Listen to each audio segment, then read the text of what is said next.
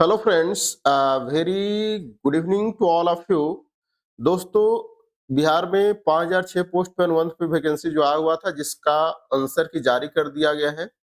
और मैं लाइव आकर के लगभग 2 घंटा कैसे क्या डाउनलोड करना है, कितना स्कोर कैसे क्या चेक करना है, कैसे आंसर मिलाना है, हर एक चीज मैंने लाइव आकर के आपको बताया था। और मैं उस वक्त बताया भी था ये चीज कि जब आंसर की आ जाएगा तो एक्सपेक्टेड जो कट ऑफ क्या रहने वाला है, एनालिसिस करके मैं आपके सामने बताने जा रहा हूं कि आंसर की आने के बाद ये एग्जैक्ट कट ऑफ होगा। क्योंकि आंसर की से पहले तो लोग अनुमानित भी बता रहे थे कि सर इतना बना है तो इतना सही होगा।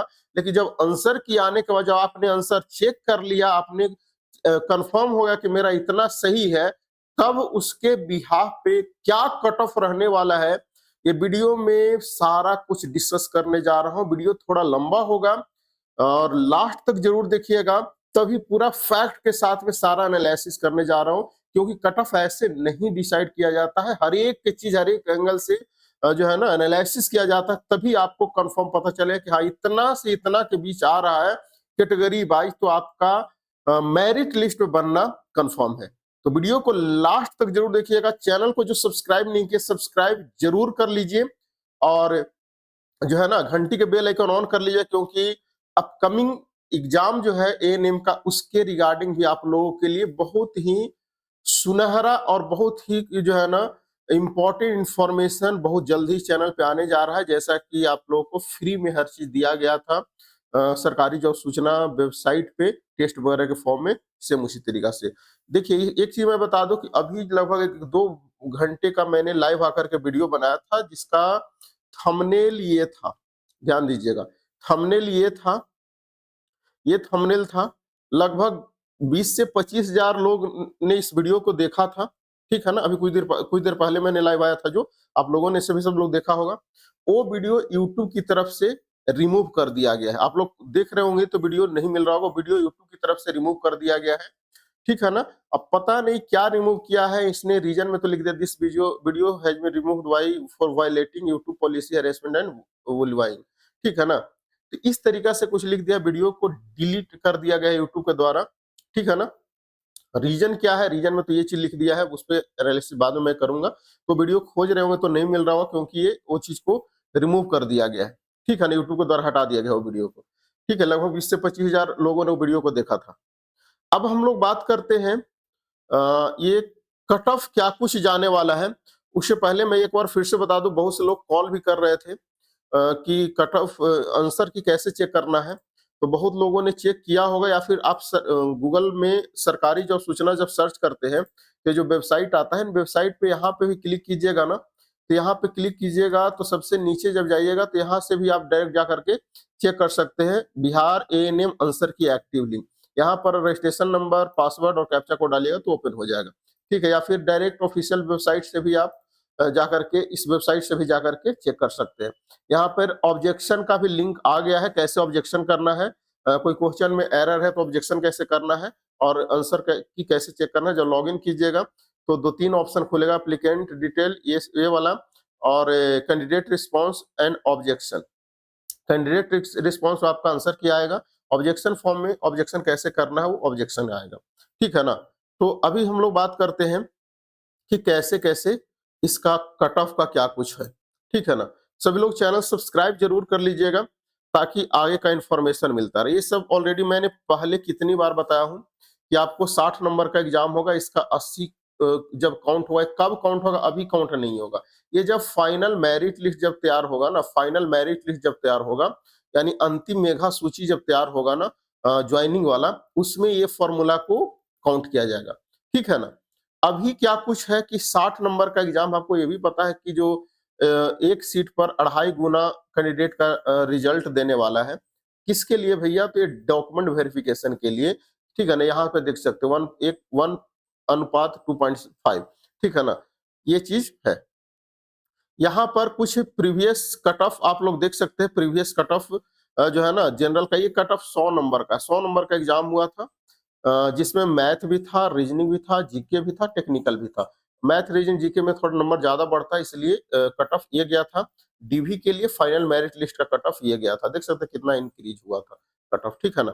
लेकिन इसमें इस बार एग्जाम जो हुआ सिर्फ 60 नंबर का हुआ, 60 क्वेश्चन का एग्जाम हुआ है और सिर्फ टेक्निकल है, तो कट ऑफ कम जाएगा, क्या कुछ जाएगा वो अभी मैं बता रहा हूँ, ठीक है ना, क्योंकि हर चीज एनालिसिस मैंने कर रहा था, उसके बाद ही कट ऑफ है बता रहा हूँ। देखिए मैं जब वीडियो बनाया था, अभी लाइव आया था, लगभग 20-25 हजार लोगों ने वीडियो को देखा था, उस उन्होंने सभी लोगों ने, लगभग लोगों ने नीचे कमेंट सेक्शन में कमेंट बहुत से लोगों ने किया था कि सर इस कैटेगरी, मैंने बताया भी था कि आपको सभी लोगों को कमेंट करना है कि किस कैटेगरी से आप हैं, कौन शिफ्ट में एग्जाम था और कितना स्कोर आया है, एकदम एग्जैक्ट आंसर। पहले तो जो आप लोग अनुमानित बता रहे थे, अभी एग्जैक्ट बताइए, तभी कट ऑफ क्लियर डिसाइड होगा। खैर वो उसका रिस्पांस मैंने देखा, उसके बाद अचानक अभी वीडियो डिलीट हो गया। जब डिलीट हो गया वीडियो यूट्यूब के द्वारा, जब डिलीट कर दिया गया तो कमेंट भी पूरा वो डिलीट हो गया वहां से, क्योंकि वीडियो ही डिलीट हो गया। तो लेकिन एक और मैं लाइव में ही बताया था कि एक और जगह मैं जो है ना यहाँ पर यूट्यूब जब है ना सरकारी जो सूचना, वहां पे पोस्ट सेक्शन में मैं एक बता दूंगा कि बिहार एएनएम पोस्ट 5006 पोस्ट का जो एग्जाम हुआ है, जिसका आंसर किया गया है, उसका कितना स्कोर है, कमेंट करें। तो यहाँ पे भी बहुत लोगों ने कमेंट किया है, देख सकते हैं ईबीसी 47, ईबीसी 46, मेरा 34 है सर, 41 है सर, 38 है सर, ऐसे कर करके लोगों ने कमेंट किया है। इसमें तो कम कमेंट किया क्योंकि उसमें वो 20-25 हजार व्यू गया था, उसमें बहुत से लोगों ने कमेंट किया था।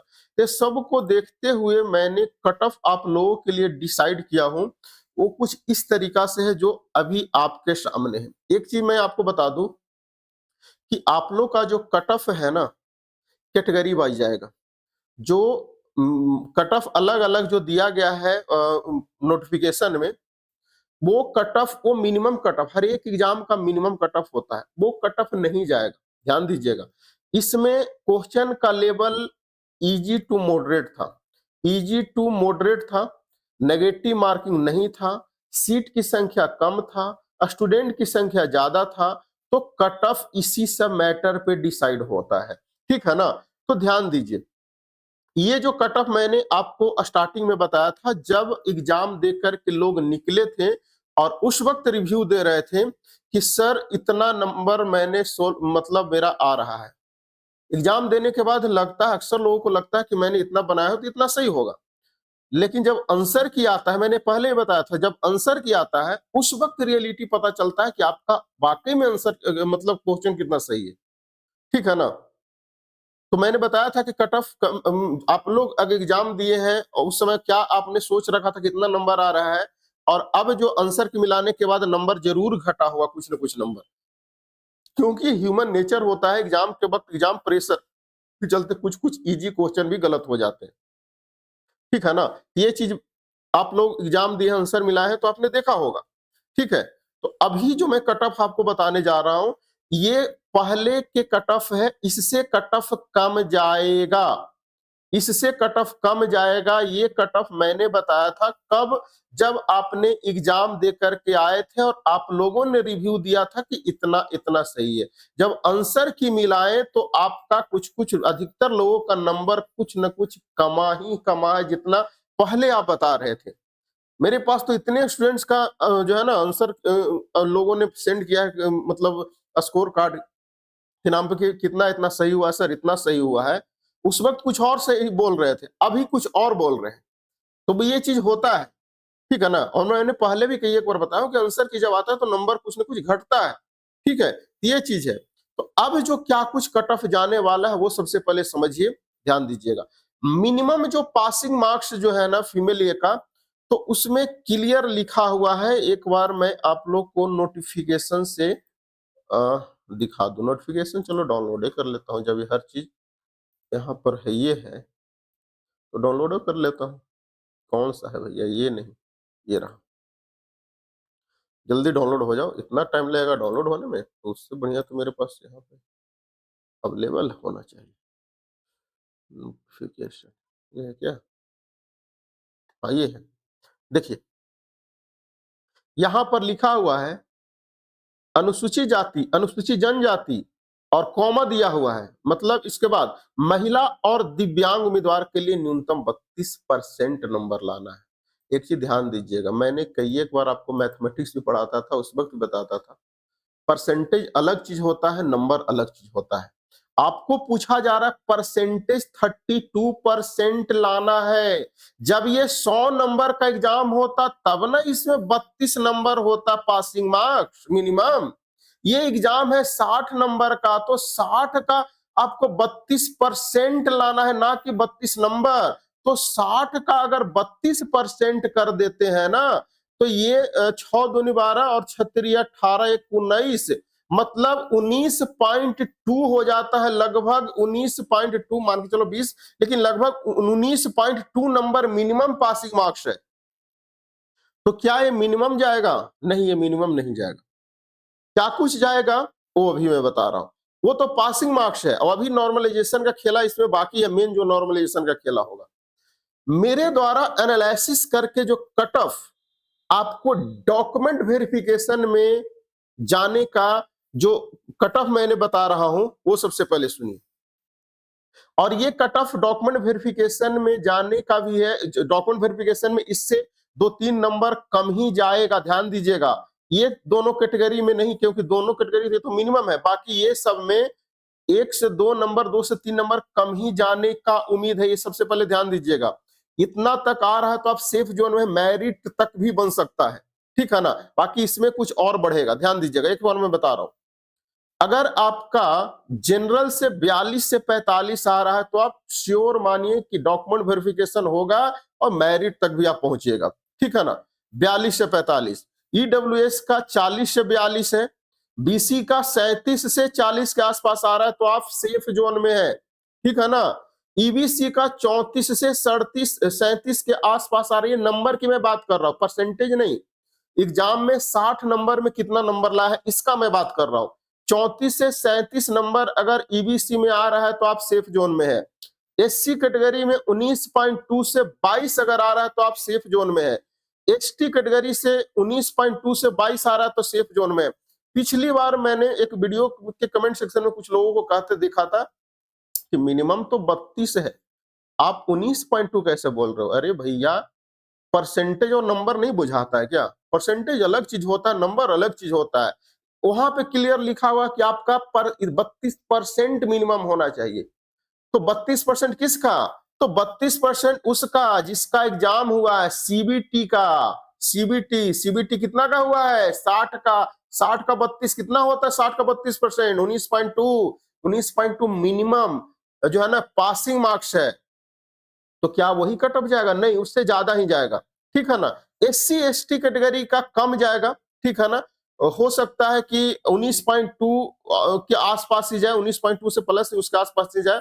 लेकिन और ये सब कैटेगरी है ना, ये सब में कट ऑफ इसी के आसपास आपको दिखने को मिलेगा, ठीक है ना। इसके आसपास आपका नंबर आ रहा है तो आप सेफ जोन में है।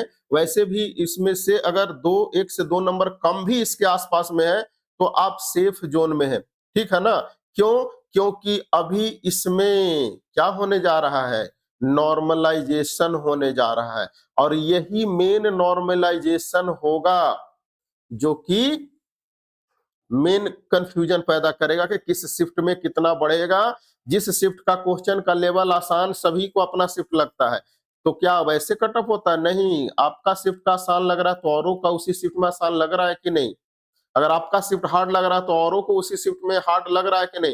ये सब फैक्टर डिसाइड कर पाता है, ठीक है ना। इक्वलाइजेशन करने के लिए नॉर्मलाइजेशन होगा, नॉर्मलाइजेशन के बदौलत ही आपको पता चल पाएगा कि कितना शिफ्ट में कितना बढ़ा है, कि कौन शिफ्ट में कितना घटा है। अभी तो आपको आंसर की आया है, आंसर की के बाद ऑब्जेक्शन, अब ऑप्शन आ गया, ऑब्जेक्शन होगा। ऑब्जेक्शन के बाद बोर्ड जो है ना करेक्शन करेगा कि कौन कौन क्वेश्चन पे ऑब्जेक्शन आपत्ति आया है। उसके बाद फाइनल आंसर तैयार करेगा। फिर आपका स्कोर कार्ड जारी होगा, स्कोर कार्ड जारी होगा। स्कोर कार्ड जारी होगा, उसी में लिखा हुआ रहेगा कि आप क्वालिफाइड हैं कि नॉट क्वालिफाइड है। क्वालिफाइड अगर के श्रेणी में रहिएगा तो आपका डॉक्यूमेंट वेरिफिकेशन होगा। डॉक्यूमेंट वेरिफिकेशन जब होगा तो ध्यान दीजिएगा, इस सभी का डॉक्यूमेंट वेरिफिकेशन जो जो क्वालिफाई रहेंगे सभी का होगा। इसका मतलब ये नहीं कि सभी जितने का डॉक्यूमेंट वेरिफिकेशन होगा सबका सिलेक्शन होगा, नहीं। डॉक्यूमेंट वेरिफिकेशन के लिए एक सीट पे 2.5 कैंडिडेट को लगभग बुलाएगा, लेकिन लेगा कितना को? जितना सीट है उतना ही का फाइनल मेरिट लिस्ट तैयार किया जाएगा। जितना सीट है उतना ही लोगों को फाइनल मेरिट लिस्ट तैयार किया जाएगा, ठीक है ना। तो फाइनल मेरिट लिस्ट जब तैयार किया जाएगा उस वक्त ये सारा फॉर्मूला काम करेगा कि कितना आपका नंबर कितना परसेंट बना है, उसमें जो है ना जितना परसेंट नंबर बनेगा, ध्यान दीजिएगा, ये नंबर में गुना नहीं करना है। बहुत लोग इसको लेकर कंफ्यूजन रहते हैं। ये नंबर आपको 60 में कितना है वो मैं बता रहा हूं, उसके हिसाब से इसके आसपास नंबर आ रहा है तो आप सेफ जोन में है। जो फाइनल बनेगा ना वो आपका परसेंटेज, जैसे मान लेते हैं 60 में अगर कोई स्टूडेंट 30 नंबर लाता है तो ये 50% नंबर ला रहा है, तो 50 में 0.8 से गुना कीजिएगा तो 8 पचे 40, 30 नंबर लाने के बाद इसका मेरिट 40 बन रहा है। ऐसे, और बहुत लोग कुछ कुछ लोगों को मैं यूट्यूब पे ऐसे भी देख रहा हूं ना कि जैसे 60 में 30 लाया तो 30 में 0.8 से गुना कर दिया तो 18 की 24। भैया ये कौन सा बिना अपना मन से लॉजिक समझा रहे हो लोगों को, मूर्ख बनाने का काम ना किया कीजिए, ठीक है ना, ये चीज है। लेकिन आपको कैसे बनेगा, जितना परसेंट नंबर लाइएगा उस प्रतिशत परसेंट में 0.8 से गुना करना है, ठीक है ना, तब फाइनल मेरिट लिस्ट में होगा। तो ये आपका एक्सपेक्टेड कट ऑफ है, इसके आसपास यहाँ पर मैं लिख दिया हूं नोट करके, प्लस माइनस 2-3 नंबर, यानी प्लस में नहीं माइनस में ही जाएगा, क्योंकि आप सिंपल सा लॉजिक समझिए ना। कोई अगर स्टूडेंट 60 में अगर मान लेते हैं 40 नंबर लाता है तो 60 का मान लेते हैं 45 नंबर लाता है, तो 60 का अगर 60 में अगर जो है ना, ध्यान दीजिएगा, कोई स्टूडेंट अगर, हाँ, कोई स्टूडेंट अगर 60 में 45 नंबर लाता तो समझ में आ रहा है कितना परसेंट नंबर ला रहा है। 60 का कितना परसेंट 45 होगा, तो डायरेक्ट कर दीजिए, एक्स का वैल्यू निकाल दीजिए, 45 गुने 100/60 कर दीजिए, ये से ये कैंसिल आउट हो जाएगा, 2 तिया 6 और 15 तिया 45 हो जाएगा, और 2 पचे 10 हो जाएगा, 15 पचे 75, यानी 75% हो जाता है। अगर कोई स्टूडेंट 60 में अगर 45 नंबर लाता है ना, तो समझ सकते हैं वो कितना परसेंट नंबर ला रहा है, 75% ला रहा है। समझ में आ रहा है, 75%। तो ये चीज ऐसे कहने से खाली नहीं हो जाएगा, कितना जो है ना नंबर जाएगा। नंबर आपको जितना परसेंट लाइएगा उस परसेंटेज में 0.8 से गुना करना है, तब फाइनल मेरिट लिस्ट में काउंट होता है। लेकिन एग्जाम के बेसिस पे इतना अगर 60 में नंबर ला रहे हैं तो आप सेफ जोन में है, ठीक है ना। यूआर को तो इससे 40 प्लस वाले भी सेफ जोन में, 42 40 38 37 ये सब है ना, इससे 2-3 नंबर, ये 1 या 2 नंबर कम भी है ना, तो भी आप सेफ जोन में है। और एक चीज और मैं बता दूं कि अभी नॉर्मलाइजेशन होगा तो मेन वो जो है ना, मेन वो देखना है कि किस शिफ्ट में कितना नंबर बढ़ा और कितना घटा है, ठीक है। तो मैं उम्मीद करता हूं कि आप लोग ये चीज को समझ गए होंगे। अगर इसके आसपास नंबर आ रहा है, इसके आसपास अगर आपका नंबर आ रहा है कैटेगरी वाइज, तो आप समझिए कि सेफ जोन में है, ठीक है ना, सेफ जोन में है, ठीक है। और ऑब्जेक्शन कैसे करना है ध्यान दीजिएगा। अगर ज्यादा कमेंट अगर आप लोग को आएगा कि सर ऑब्जेक्शन पे वीडियो बना दीजिए, तो मैं कोशिश करूंगा आज इवनिंग में, मतलब नाइट में एक वीडियो बना दूं या फिर लाइव आकर के बता दूं। अगर ज्यादा कमेंट आएगा तो मैं कोशिश करूंगा वीडियो या लाइव आकर के बता दूं, ठीक है ना। क्योंकि अभी मैं लाइव आया था, वीडियो को यूट्यूब के द्वारा डिलीट कर दिया गया। लगभग 2 घंटे मैंने आप लोगों के लिए मेहनत किया था, ठीक है ना। 2 घंटे की, और लगभग 20 से 25 हजार लोगों ने वीडियो को देखा था, ठीक है। वो वीडियो को यूट्यूब के द्वारा हटा दिया गया है, ठीक है। तो किस तरह का और क्वायरी है, कमेंट है, तो कमेंट सेक्शन में कमेंट कीजिएगा। बाकी बहुत से लोगों का अच्छा स्कोर आया है, ठीक है ना, बहुत से लोगों का कमेंट सेक्शन में आप देख सकते हैं। और मेरे को पर्सनली कॉल कर करके व्हाट्सएप पे बहुत मैसेज आया है, ठीक है।